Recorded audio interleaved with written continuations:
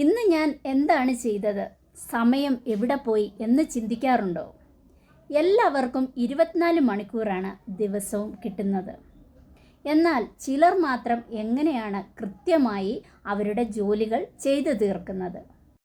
Hi friends, നിങ്ങളെ എല്ലാവരെയും Anju's multimedia Hyderabad ചാനലിലേക്ക് സ്വാഗതം ചെയ്യുകയാണ്. ഇന്ന് നമ്മൾ സംസാരിക്കാൻ പോകുന്നത് നമ്മളുടെ ജീവിതം തന്നെ മാറ്റിമറിക്കുന്ന ഒരു വിഷയത്തെക്കുറിച്ചാണ്, ടൈം മാനേജ്മെൻറ്റ്. നിങ്ങൾ എൻ്റെ ചാനൽ സബ്സ്ക്രൈബ് ചെയ്തില്ല എങ്കിൽ ഒന്ന് സബ്സ്ക്രൈബ് ചെയ്ത് ബെല്ലൈക്കണും കൂടെ ഒന്ന് അമർത്തി വെച്ചോളൂ. ഞാനിടുന്ന ഇതുപോലെയുള്ള വീഡിയോകളൊക്കെ നിങ്ങളിലേക്ക് എത്തിച്ചേരുന്നതിന് വേണ്ടിയാണ്. ഒന്നാമത്തെ പോയിൻ്റ് ഇതാണ്, ടു ഡു ലിസ്റ്റ്.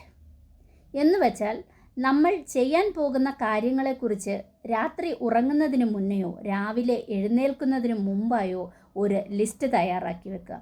നമ്മൾക്ക് ആ ലിസ്റ്റ് നോക്കി അന്നത്തെ കാര്യങ്ങൾ കൃത്യമായി നമുക്ക് ചെയ്തു തീർക്കുവാൻ കഴിയും.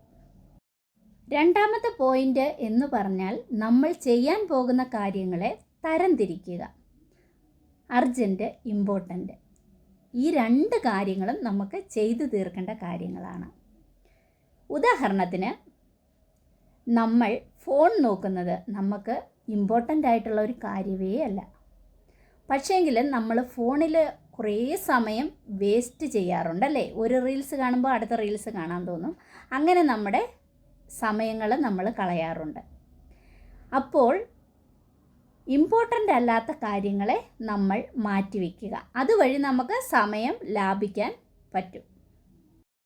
മൂന്നാമത്തെ പോയിൻ്റ് എന്ന് പറഞ്ഞാൽ കണ്ടിന്യൂസ് ആയിട്ട് ജോലി ചെയ്യാതെ ഒരു 25 മിനിറ്റ് ശ്രദ്ധയോടെ നമ്മൾ ജോലി ചെയ്യുക. അതിനുശേഷം ഒരു 5 മിനിറ്റ് ബ്രേക്ക് എടുക്കുക.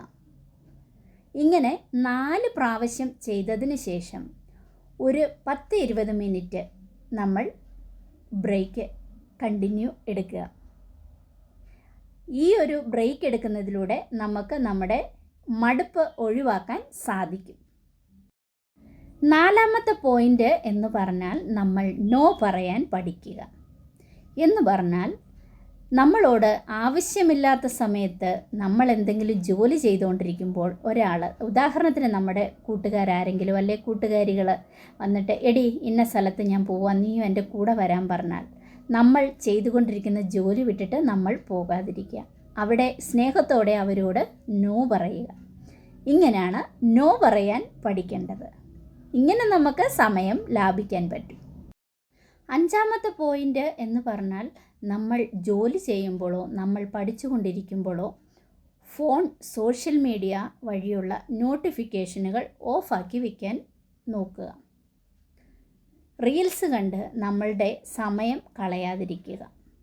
ഇതുവഴിയും നമുക്ക് നമ്മുടെ സമയം ലാഭിക്കുവാൻ സാധിക്കും. സമയം അല്ലെങ്കിൽ ടൈം ഒരു പ്രാവശ്യം നഷ്ടപ്പെട്ട് കഴിഞ്ഞാൽ നമുക്കത് തിരിച്ച് എടുക്കാൻ പറ്റാത്ത ഒരു കാര്യമായതുകൊണ്ട് ഇന്ന് മുതൽ നിങ്ങൾ ഈ ടിപ്പുകൾ നിങ്ങളുടെ ജീവിതത്തിൽ പ്രാവർത്തികമാക്കാൻ ശ്രമിക്കുക. നിങ്ങൾക്ക് ഈ വീഡിയോയിൽ ഏത് ടിപ്പാണ് കൂടുതൽ ഇഷ്ടപ്പെട്ടതെന്ന് കമൻറ്റ് ചെയ്യുക.